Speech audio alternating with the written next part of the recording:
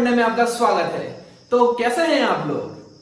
आज के इस लेक्चर में हम सीखेंगे कि एंग्री बर्ड्स के गेम के पीछे प्रिंसिपल क्या है, किस प्रकार से वो बर्ड्स एग फेंक के भाग जाती है इधर उधर, और भी काफी सारी चीजें, और सेंटर ऑफ मास पे बेस्ड। और इसमें आपको सीखने में जब आप प्रैक्टिकल एग्जांपल्स देखेंगे तो बड़ा मजा आने वाला है। चलो शुरू करते हैं।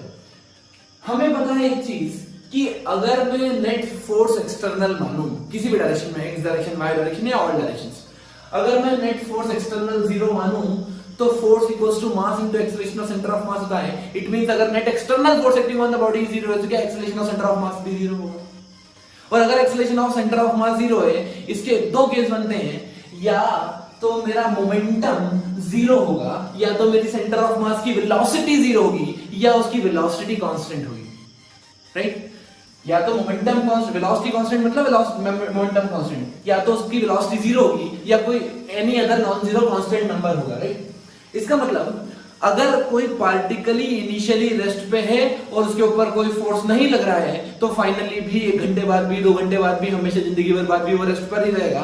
और अगर कोई पार्टिकल कांस्टेंट वेलोसिटी से मूव कर रहा है और उसके ऊपर नेट फोर्स जीरो लग रहा है तब वो पार्टिकल कंटिन्यू करेगा उसका मोशन फॉरएवर। क्लियर? चलिए, तो यहाँ पर दो चीज आपको ध्यान रखना है कि अगर मोमेंटम सेंटर ऑफ मास का जीरो है तो उसकी वेलोसिटी सेंटर ऑफ मास भी जीरो होगा। इसका मतलब उसका जो पोजीशन ऑफ सेंटर ऑफ मास होगी वो हमेशा फिक्स्ड होगी। उसकी पोजीशन ऑफ सेंटर ऑफ मास क्या होगी? फिक्स्ड होगी। और अगर वो कांस्टेंट वेलोसिटी से मूव कर रहा है तो उसकी जो पोजीशन ऑफ सेंटर ऑफ मास होगी वो कांस्टेंटली चेंज करेगी। क्या करेगी? कांस्टेंटली चेंज करेगी। ठीक है, चलिए मैं दो पार्टिकल सिस्टम की बात करता हूं। मान लीजिए मेरे सिस्टम में सिर्फ दो पार्टिकल्स हैं और मुझे उसका position of centre of mass निकालना है। तो आपको फॉर्मूला पता है, RCOM equals to m1r1 m2r2 divided by m1 m2, right? तो मैं यहां देखता हूं कि अगर मैंने position of centre of mass निकाली m1r1 m2r2 divided by m1 m2, अगर पोजीशन सेंटर ऑफ मास की फिक्स्ड है, किस केस में दोस्तों? जब मेरी velocity of centre of mass zero होती है, नेट एक्सटर्नल फोर्स जीरो होता है, राइट? अगर मैंने माना कि इनिशियली मेरा पार्टिकल या पूरा सिस्टम रेस्ट पे है तो उसकी जो पोजीशन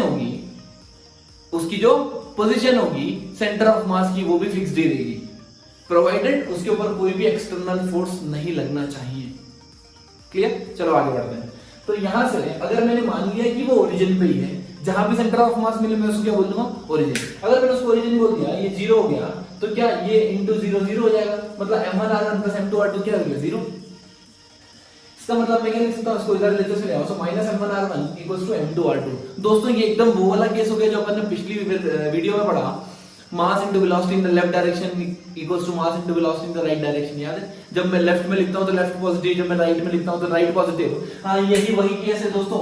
और वहां पे हमने वेलोसिटी देखी थी विद रिस्पेक्ट टू ग्राउंड, यहां पे हम पोजीशन देखेंगे विद रिस्पेक्ट टू ग्राउंड। अगर आपको ये चीज क्लियर हो गई ना तो आप कोई भी गलती नहीं करेंगे और आप प्रॉब्लम्स ऐसे सॉल्व करेंगे जैसे बच्चों का खेल हो। तो यहाँ पर एक चीज आपको क्या ध्यान रखनी है दोस्तों कि हम जब पोजीशन या वेलोसिटी रखते हैं इस फॉर्मूले में तब वो रखते हैं विद रिस्पेक्ट टू ग्राउंड रखते हैं। The r1 and r2 are position with respect to ground. और अगर मैं ये फॉर्मूले को लिखूं इधर तो ये जाएगा leftward motion with respect to ground equals to rightward motion with respect to ground. क्या आपको ये चीज क्लियर? चलिए आइए दोस्तों इस कॉन्सेप्ट को समझते हैं LTQ से। गिवन है एक प्लैंक है जिसका मास कैपिटल M है और एक मैन है जिसका मास स्मॉल m है, राइट? प्लैंक की लेंथ है L, सब सरफेसेस स्मूथ है। ये मैन यहां से यहां मूव कर रहा है इस फ्लैग के पास। फ्लैग को मैंने ग्राउंड पे ऐसे गाड़ रखा है, ठीक है? अब क्या होगा? एक बात बताओ, क्या दोस्तों ये मैन फ्लैग के पास पहुंच सकता है? ये यहां जमीन पे पैर नहीं रख सकता, इसको चलना प्लैंक के ऊपर ही। क्या ये फ्लैग को टच कर लेगा? The answer is no. क्यों? देखो, जैसे ये आगे बढ़ेगा तो ये इस प्लैंक को पीछे पुश करेगा अपने पैरों से। अगर ये पीछे पुश करेगा तभी तो ये आगे बढ़ेगा। अगर ये पीछे पुश कर रहा है तो ये स्मूथ सरफेस है तो प्लैंक भी जाएगा पीछे और मैन जाएगा आगे, ठीक है? इसका मतलब जब ये इस एंड पे आ जाएगा, इस पोजीशन पे आ जाएगा तो डेफिनेटली कुछ ना कुछ गैप आ जाएगी, ठीक है? अब देखते हैं। Find the distance moved by the plank when the boy reaches the other and. एक बात बताओ, अगर मैं इन दोनों को सिस्टम मान लूं तो क्या कोई एक्सटर्नल फोर्स है यहां पर दोस्तों? यहां पर कोई भी एक्सटर्नल फोर्स नहीं है। अगर यहां पर कोई भी एक्सटर्नल फोर्स नहीं है इसका मतलब क्या एक्स डायरेक्शन में जो पोजीशन ऑफ सेंटर ऑफ मास है वो फिक्स्ड होगी? अगर position of centre of mass fixed होगी तो मान लीजिए इस प्लांट का सेंटर ऑफ मास यहां कहीं पे है और इस मैन का सेंटर ऑफ मास यहां कहीं पे है, तो इन दोनों का सेंटर ऑफ मास क्या इधर कहीं होगा? ऐसा मैं अज्यूम कर लेता हूं कि इन दोनों का सेंटर ऑफ मास कहीं यहां होगा। अब एक बात बताओ दोस्तों, जब ये इधर चलेगा और ये इधर चलेगा तो क्या position of centre of mass change होगी या फिक्स्ड रहेगी? Position of centre of mass fixed रहेगी, position of centre of mass change होने वाली नहीं है। इसका मतलब जब ये इधर आ जाएगा, राइट, ये इधर आ जाएगा, ये मैन इसके इधर, तो ये प्लैंक इधर शिफ्ट हो जाएगा। मुझे पता है कॉन्सेप्ट, मैं कॉन्सेप्ट लगाता हूं m1r1 with negative sign equals to m2r2। याद है दोस्तों, जब मैं इनिशियल रेस्ट में मानता हूं पूरे सिस्टम को, तब मैं left motion equals to right motion लगा सकता हूं, राइट। ये नेगेटिव साइन मैं इसलिए लगाया ताकि आपको याद आ जाए, ठीक है। वैसे अपन इसको m1r1 m2r2 भी लिख सकते हैं, लेफ्ट मोशन और राइट मोशन भी लिख सकते हैं। जब मैं लेफ्ट में लिखूंगा तो लेफ्ट पॉजिटिव, जब राइट में लिखूंगा तो राइट पॉजिटिव। क्या ये चीज समझ में आती है आपको? और ये जो पोजीशंस लिखना है हमें विद रिस्पेक्ट टू ग्राउंड लिखना है। तो आइए दोस्तों, अब एक बात बताओ, ये मैन को कितना डिस्टेंस ट्रेवल करना है? इस मैन को कितना डिस्टेंस ट्रेवल करना है? L। ये L with respect to ground है या विथ रेस्पेक्ट टू प्लैंक है दोस्तों? L with respect to ground है या विथ रेस्पेक्ट टू प्लैंक है? तो ध्यान से देखो, जब मैं इधर चलूंगा तो प्लैंक खिसक जाएगा पीछे, तो जितना मैं चला ग्राउंड पे अगर कोई आदमी खड़ा होगा तो उसको नहीं दिखेगा कि मैं पूरा L चल गया। तो ये जो L डिस्टेंस है, ये इसको कवर करना है with respect to plank, with respect to plank दोस्तों। चलिए ये अब मैं मोशन लिखता हूं, मैं अज्यूम कर लेता हूं कि मैन लेफ्ट में चलेगा तो ये कुछ x डिस्टेंस शिफ्ट हो गया होगा, ऐसा मान लीजिए, ठीक है। x डिस्टेंस शिफ्ट हो गया मतलब इसकी जो नई पोजीशन आ गई होगी वो कुछ यहां आ गई होगी। ये जो प्लैंक खिसका, जब ये मैन इधर से इधर आया तो प्लैंक कितना खिसका? x। राइट में खिसका तो मैं capital M mass of the plank into position with respect to ground लिखती हूं। क्लियर? चलिए अब मुझे mass into position travelled, distance travelled with respect to ground. दोस्तों L तो विद रिस्पेक्ट टू प्लैंक है, एक्चुअली में विद रिस्पेक्ट टू ग्राउंड की तरह चला। क्या L माइनस x? L इसको चलना था लेकिन x ऑलरेडी शिफ्ट हो गया, तो इस मैन को अब यहां से यहां तक चलना है बस, L माइनस x। ये चीज समझ में आ रही? ठीक है दोस्तों, L, ये L चलना था इसको, ठीक है, लेकिन प्लैंक ऑलरेडी x चल गया। इसका मतलब ये फाइनल अब यहां तक ही आ सकता है, बस इतनी डिस्टेंस तक आ सकता है यहां से यहां तक। तब जब ये यहां से यहां आएगा तो इसको लगेगा कि मैं एक्सट्रीम एंड पे आ गया, लेकिन इसने L नहीं चला है दोस्तों, इसने चला है L माइनस x। तो मैं यहां रखता हूं L माइनस x, तो यहां पे x की वैल्यू आ रही m into L upon m plus m। This is the position moved by the plank। This is the position moved by the plank। अब मैं पूछूंगा कि अगर सेंटर ऑफ मास सिस्टम का कितना मूव किया दोस्तों? सेंटर ऑफ मास सिस्टम का, अरे भाई वो तो मूव ही नहीं किया। जब सेंटर ऑफ मास इनिशियली यहां था, फाइनली जब मैन यहां आ गया इस पोजीशन पे और प्लैंक इधर चले गया, तो देखो फिर से वही कंडीशन आ गई कि इसका सेंटर ऑफ मास यहां, इसका सेंटर ऑफ मास यहां, दोनों का combined somewhere here. Position of centre of mass of the entire system will never gonna change, but individual position change हो सकती है। ये चीज समझ में आई आपको? चलो इसी बेस्ड, इसी कॉन्सेप्ट पे बेस्ड एक प्रॉब्लम और देखते हैं। यहां हमें गिवन है एक बोट, बोट के अंदर बैठा मैन, मैन की मास है 40 kg और बोट का मास है 60 kg, ठीक है। अब बोट की लेंथ जो दे रखी है वो हमें 10 मीटर दे रखी है। दोस्तों मुझे वही कॉन्सेप्ट बताओ, जैसे ही मैं आगे बढ़ूंगा तो क्या बोट पीछे जाएगी? बहुत बढ़िया दोस्तों, आप बिल्कुल सही समझ रहे हैं। तो यहाँ पे अगर मैं एक देखो, हमेशा ओरिजिन वहां कंसिडर करना, हमेशा ओरिजिन वहां कंसिडर करना जो मोशन के साथ मूव ना हो जाए। मैंने यहाँ पे जमीन पे झंडा इसलिए गाड़ा था ताकि मैं इसको फिक्स्ड पॉइंट कंसिडर कर सकूं और डिस्टेंस सारी यहां से ले लूं।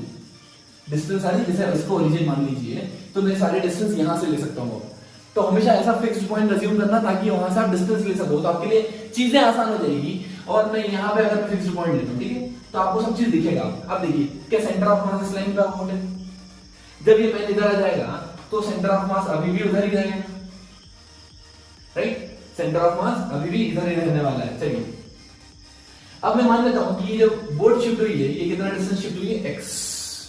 बोट कितना शिफ्ट हुई है दोस्तों? x। मैन ने कितना मूव किया विद रिस्पेक्ट टू ग्राउंड? कितना मूव किया दोस्तों? 10 माइनस x। क्लियर? तो हम वैल्यू पुट कर देंगे यहाँ पे। Leftward motion equals to rightward motion. Right में कौन ट्रेवल किया है मेरा, plank. Plank 60 into x, 60 into x. Man ने कितना मूव किया दोस्तों, मैन ने मूव किया है 40 इंटू एल माइनस एक्स, मतलब 10 माइनस एक्स। क्लियर? तो यहां पे जब मैं सॉल्व करूंगा तो ये हो जाएगा 400 divided by 40 plus 60, that is 100 equals to x. तो मेरा ये आ गया 4 मीटर।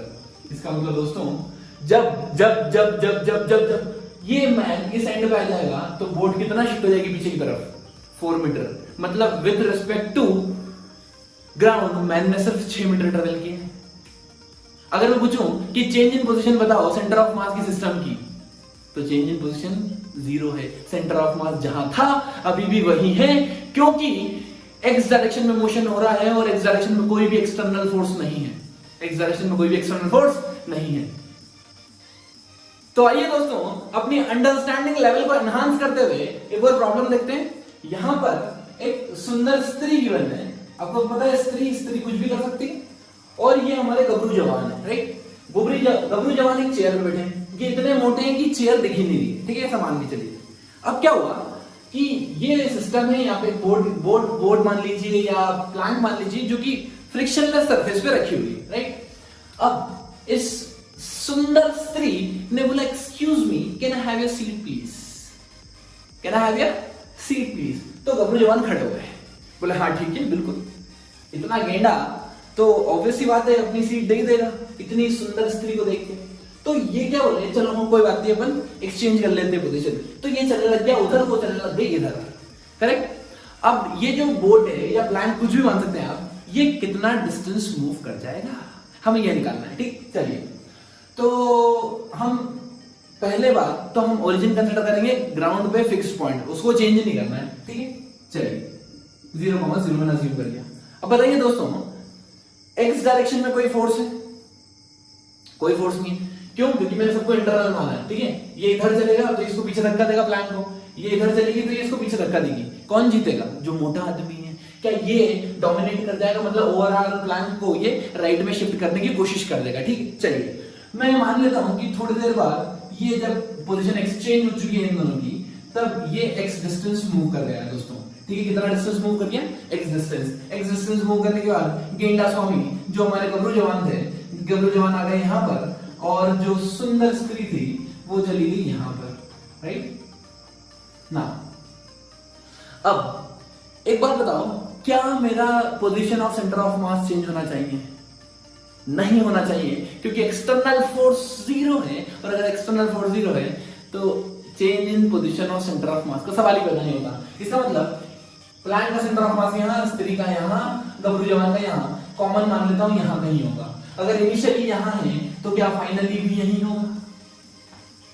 क्लियर? चेंज होने के बाद चलिए अब मैं ओरिजिन सबकी डिस्टेंस देख लेता हूं। जब मैं इनिशियल क्या मैं निकालता हूं, position of centre of mass initially must be equal to position of centre of mass finally, correct. चलिए आपको सेंटर ऑफ मास निकालना आता है, मैंने r1 + m2 r2 + m3 r3 divided by m1 + m2 + m3। हम निकालेंगे, यहां से स्टार्ट करते हैं 20 इंटू क्या इसके कोऑर्डिनेट 0, इसके कोऑर्डिनेट कितने हैं दोस्तों? ये 5 हो जाएगा, 5,0, और इसका x कोऑर्डिनेट कितना हो जाएगा? 10,0। ये 10 मीटर की लेंथ है, ठीक है। ये तो आपको समझ में आता होगा, बहुत बढ़िया। सिमिलरली इसका सेंटर ऑफ मास देखूंगा तो ये 5 मीटर है यहाँ से, और ये यहाँ से है 10 मीटर, ठीक है। चलिए स्टार्ट करते हैं। इनिशियली हो जाएगा 20 into 0, 20 into 0 plus 50 into 5 plus 80 into 10 divided by m1 + m2 + m3, 20 + 50 + 80, ठीक है। फाइनल देखते हैं दोस्तों, फाइनली क्या हो गया। फाइनली इन दोनों ने एक दूसरे की पोजीशन चेंज कर ली। अब इसका जो पोजीशन है ओरिजिन से क्या x हो गया, इसके जो कोऑर्डिनेट्स हो गए वो x हो गए, मतलब अब गबरू जवान या स्त्री पहले 0 पे थी, अभी आ गया 80 इंटू x पे, 80 इंटू x पे। चलिए दोस्तों यहां से बोर्ड का सेंटर क्या 5 मीटर है, तो इस पोजीशन से कितना होगा? 5 + x, तो ये हो गया 50 into 5 + x, 50 into 5 plus x. ये स्त्री बोट में 10 मीटर प्लस बोट को 10 मीटर मूव कर देगी तो 10 प्लस एक्स हो जाएगा, मतलब ये स्त्री इंटू 10 प्लस एक्स। कई चीजों को clear divided by m1 plus m2 plus m3 20 plus 50 plus 80। Initial position of centre of mass, final position of centre of मास के कोऑर्डिनेट्स कभी भी चेंज नहीं होने वाले क्योंकि एक्सटर्नल फोर्स 0 है। तो यहां से हम कैलकुलेशंस की डिनोमिनेटर ने एक दूसरे को काट दिया, हमारे पास बचा 0, 50 into 5 250, 250 plus 800, 250 plus 800 is equals to 80x plus 250 plus 50x plus 200 plus 20x। Check करो दोस्तों, मैंने कहीं कैलकुलेशन में मिस्टेक तो नहीं कर दी। ये 250 ने 250 को भी मार दिया, राइट। अब यहाँ पे कितना बचा, ये है 200, ये है 600, 800, तो कितना बचेगा 600, राइट, इक्वल टू ये है 80, ये है 20, 100 प्लस 150, ये जाएगा 150x। तो मेरा x की वैल्यू आ गई, 0 से 0 को मार दिया, क्या बचा 4 मीटर। इसका मतलब बोट या जो प्लांट है ये कितना शिफ्ट हो जाएगा दोस्तों, प्रॉब्लम्स को आप इजी बना सकते हो, कैलकुलेशन आपको करनी है। कॉन्सेप्ट ये है कि position of centre of mass change होने वाला नहीं है, ठीक, कॉपी कर लीजिए।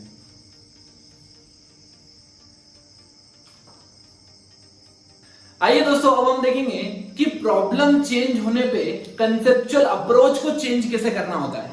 यहां पर हमें क्या गिवन है, एक वेज है जिसका मास कैपिटल एम है और एक ब्लॉक है जिसका मास स्मॉल एम है, राइट। अब क्या हो रहा है कि ये सब कुछ स्मूथ है तो ये स्लाइड डाउन होने वाला नीचे, अगर ये स्लाइड नीचे तो इसके ऊपर एक नॉर्मल फोर्स लगेगा ऐसा, राइट। तो इसका मतलब फाइनली ये ब्लॉक, ये जो वेज है ये इधर मूव करेगा टुवर्ड्स राइट, ठीक है।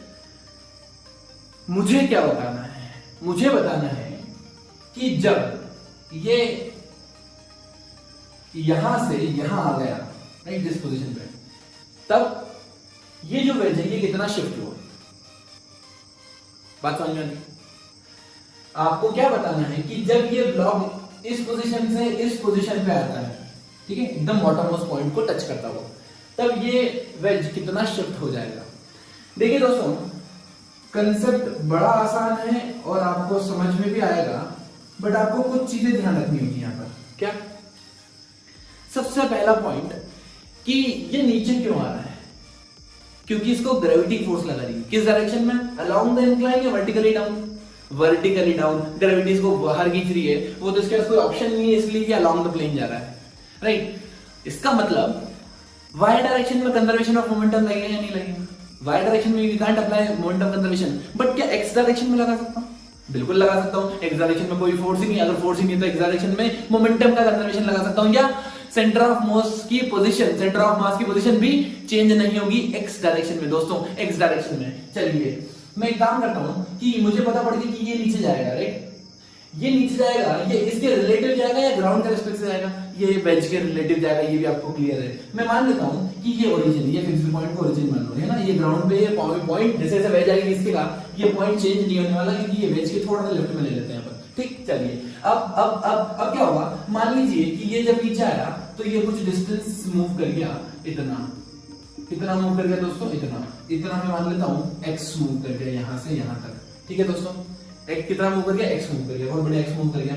इसका मतलब पहले ये ओरिजिन था, इसके कोऑर्डिनेट्स बताओ दोस्तों, इसके कोऑर्डिनेट्स कितने होंगे? इसके कोऑर्डिनेट्स होंगे ये d, ये हाइट मान लेते हैं h, है ना, तो इसके कोऑर्डिनेट्स थे d, h। कोई दिक्कत आपको नहीं होना चाहिए दोस्तों, दिक्कत कोई दिक्कत नहीं होना चाहिए आपको, बहुत बढ़िया। अब मुझे बताइए, ये जो पॉइंट है, ये वाला पॉइंट जो यहां था वो यहां शिफ्ट हो गया, ठीक है। इसका मतलब इनिशियल कोऑर्डिनेट्स की यहां थे d, h, फाइनल कोऑर्डिनेट्स क्या x, 0 है। किसके फाइनल कोऑर्डिनेट? इस पॉइंट के भाई, इस पॉइंट की, इस ब्लॉक के, मतलब ये जो ब्लॉक यहां आया, ब्लॉक के इनिशियल कोऑर्डिनेट ये थे, फाइनल कोऑर्डिनेट यहां हो जाएंगे, ब्लॉक जो आ जाएगा नीचे, ठीक है।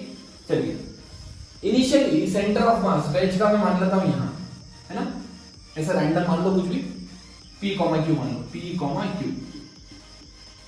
जब ये शिफ्ट हो गया, कितना डिस्टेंस शिफ्ट हुआ? x distance. कितना डिस्टेंस शिफ्ट हुआ, x डिस्टेंस। कितना डिस्टेंस शिफ्ट हुआ, x डिस्टेंस। अगर ये x डिस्टेंस शिफ्ट हुआ तो ये जो वेज है, वेज p कितना शिफ्ट हुआ होगा, क्या ऑलरेडी h डिस्टेंस से शिफ्ट हुआ होगा, बस मतलब ये p plus x, x distance shift हुआ p plus x comma q। इसके कोऑर्डिनेट्स में सिर्फ एक चेंज आया है कि x ऐड हो गया क्योंकि x शिफ्ट हो गया इधर, लेकिन ये तो पूरा ही नीचे आ गया। क्या चीज क्लियर है? बहुत बढ़िया। अब देखो, अगर मैं सिस्टम का मानता हूं कि सेंटर ऑफ मास इस लाइन पे था, तो जब ब्लॉक नीचे आया तब भी इसी लाइन पे होगा क्योंकि एक्स डायरेक्शन में कोई एक्सेलरेशन नहीं है, एक्स डायरेक्शन में कोई फोर्स नहीं है। इसका मतलब position of centre of mass x direction में चेंज नहीं होने वाली है, एक्स डायरेक्शन में चेंज नहीं होने वाली दोस्तों।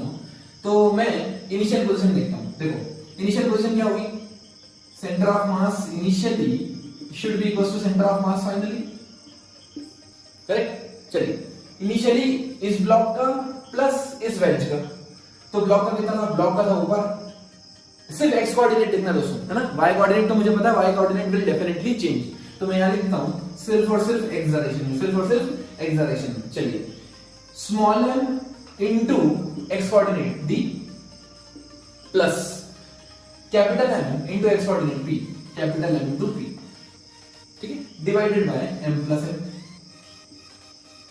Divided by m plus m। बहुत बढ़िया। अब मुझे फाइनली देखना है, फाइनली ये यहां आ गया ब्लॉक, इसके कोऑर्डिनेट हो गया x, 0, मतलब x कोऑर्डिनेट लिखना होगा small m into x, y coordinate से मुझे कोई मतलब ही नहीं। और ये जो वेज है, वेज के x कोऑर्डिनेट लिखना होगा p प्लस x, मतलब ये क्या, capital M into p plus x divided by m plus m। m plus m से m प्लस m कैंसिल, ये हो जाएगा md plus mp is equals to mx plus mp plus mx। ये mp से mp भी cancel हो गया, तो ये कितना आ जाएगा दोस्तों, मुझे क्या निकालना है, x निकालना है, तो ये जाएगा md upon m plus m, ये मेरी x की वैल्यू हो गई। This is the position shifted by the ways. क्यों ना इसे हम आसान तरीके से समझें, इतना सब झंझट करने के बजाय मैं काम करता हूं, इस पॉइंट को मैं अज्यूम कर लेता हूं कि ये डिस्टेंस, एक आंसर क्या है, md upon m plus m, right, md upon m plus m। मैं एक चीज अज्यूम करता हूं, क्या अज्यूम करता हूं, देखो दोस्तों, इसको अगर मैंने बोला, इसको एक्चुअली x डिस्टेंस कितना ट्रेवल करना है, ये मान लीजिए दी गिवन है, राइट। इस ब्लॉक को x डायरेक्शन में कितना ट्रेवल करना है, x डायरेक्शन में मुझे पता है स्लाइड हाइट होगी दूसरी की, ऐसे ट्रेवल कर गई, लेकिन इसको x डायरेक्शन में d ट्रेवल करना है with respect to plank, with respect to Planck.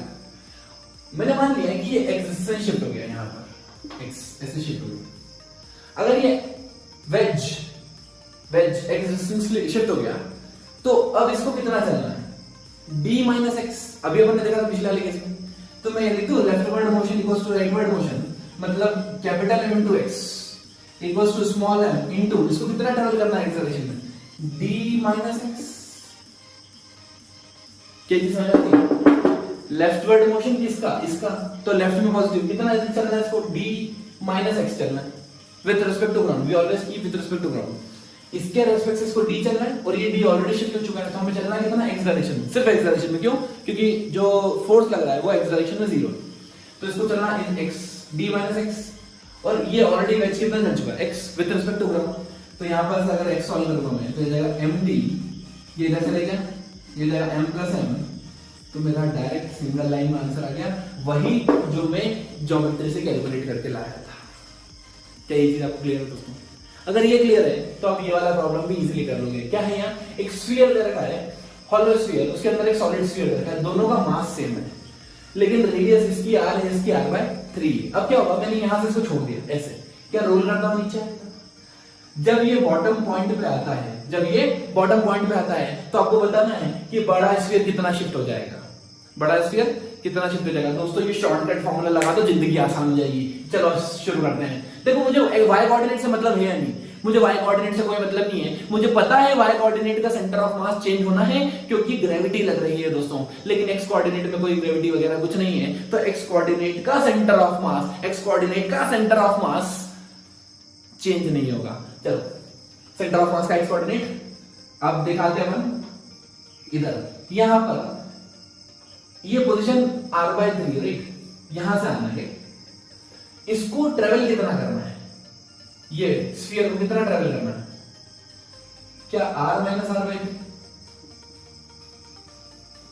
ये डिस्टेंस r है, ये r/3 है, तो इसके सेंटर देख रहे हैं, इसको एक्स डायरेक्शन में ट्रेवल कितना करना है दोस्तों, r minus r/3 2r/3 with respect to बड़ा स्फीयर, एक काम करता हूं, मान लेता हूं बड़ा स्फीयर मूव कर गया x, बड़ा स्फीयर मूव कर गया x, तो इसको कितना बचा कि 2r/3 माइनस x।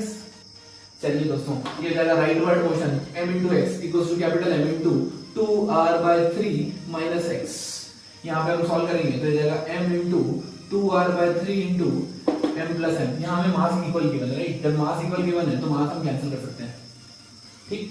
सो ये हो जाएगा 2r/3, डायरेक्ट मेरा आंसर आ गया 2r/3 equals to x plus x, ये जाएगा 2x, तो मेरा आंसर आ जाएगा r/3। मतलब ये डिस्टेंस कितना मूव करा होगा दोस्तों, r/3। कौन, ये बड़ा स्फीयर टुवर्ड्स राइट। क्या चीज क्लियर आपको? देखिए तरीका है सोचने का, आप चाहें तो ऐसी मेथड से भी कर सकते हैं कोऑर्डिनेट्स मान के राइट, आप यहाँ पे भी कोऑर्डिनेट्स मान सकते हैं, 0 0 मान लो, कुछ मान लो इसको, और फिर एक्स डायरेक्शन में सेंटर ऑफ मास कंजर्वेशन लगा दो, सेंटर ऑफ मास की पोजीशन चेंज नहीं होगी लगा दो। और आपको कम टाइम में करना है तो आप दिमाग में कैलकुलेशन करो, राइटवर्ड मोशन लेफ्टवर्ड मोशन, जब लेफ्ट पे लगाएंगे लेफ्ट पॉजिटिव, राइट पे लगाएंगे राइट पॉजिटिव, और आंसर ले आओ। आइए दोस्तों अब हम देखेंगे फिजिक्स ऑफ एंग्री बर्ड्स।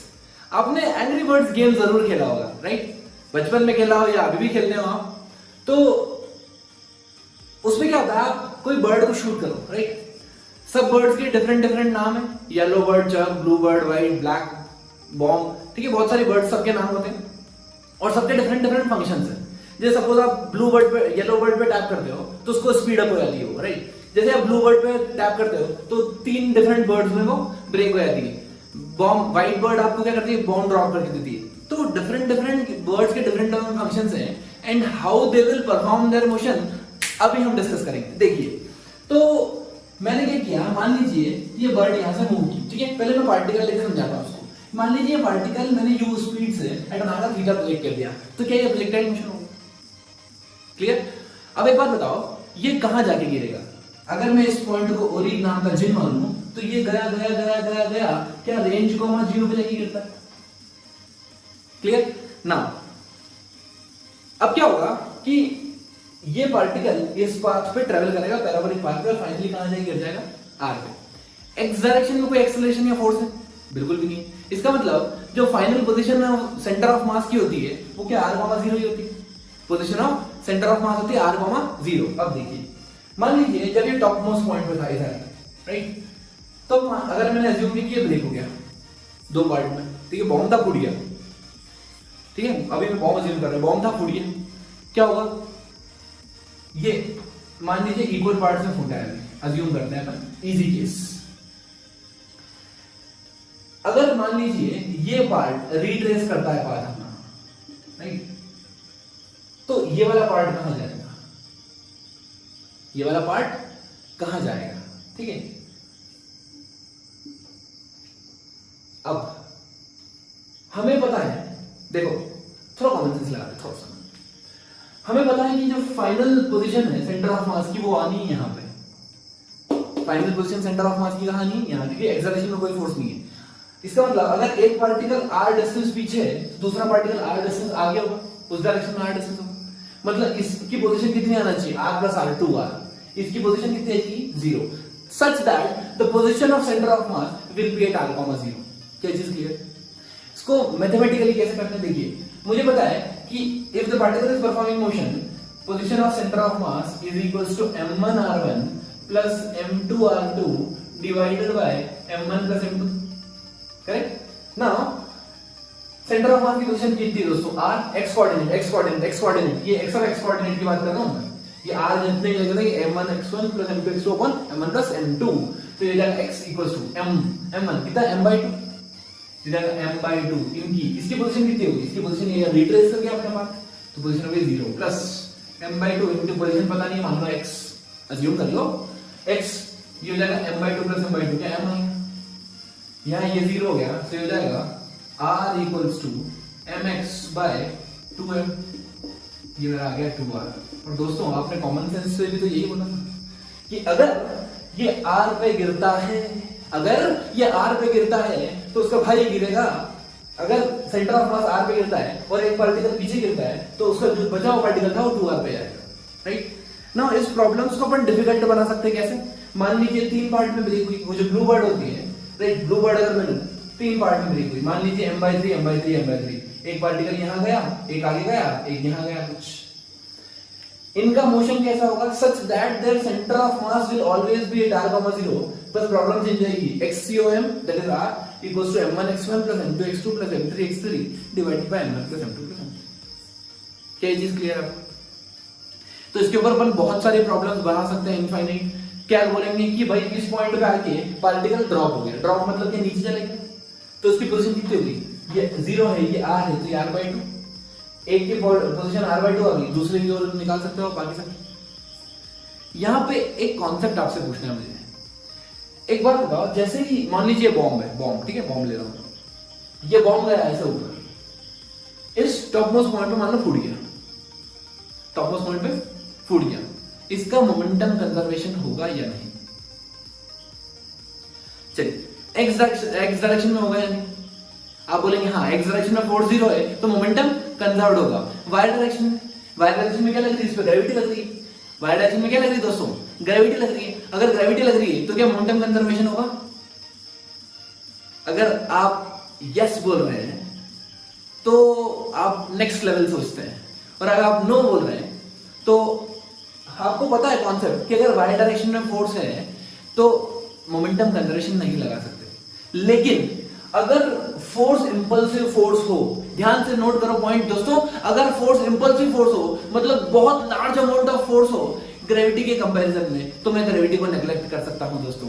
अगर फोर्स मान लीजिए 10,000 न्यूटन आ गया, 5,000 न्यूटन आ गया, जो प्रैक्टिकली आता है, तो अगर मैं ग्रेविटी का जो 10 mg, 10 into m फोर्स है उसको मैं नेग्लेक्ट कर सकता हूं। और अगर मैंने ग्रेविटी के फोर्स को नेग्लेक्ट कर दिया तो मैं हर डायरेक्शन में मोमेंटम कंजर्वेशन लगा सकता हूं। क्या ये चीज आपको क्लियर है? मोमेंटम कंजर्वेशन आप यहाँ पे वाई डायरेक्शन, एक्स डायरेक्शन में किसी भी डायरेक्शन में लगा सकते हैं, क्योंकि जो फोर्स है वो इंपल्सिव फोर्स है। हौसले भी हकीम से कम नहीं होते, हौसले भी हकीम से कम नहीं होते, हर तकलीफ में ताकत की दवा देते हैं। Stay motivated, keep learning, keep supporting.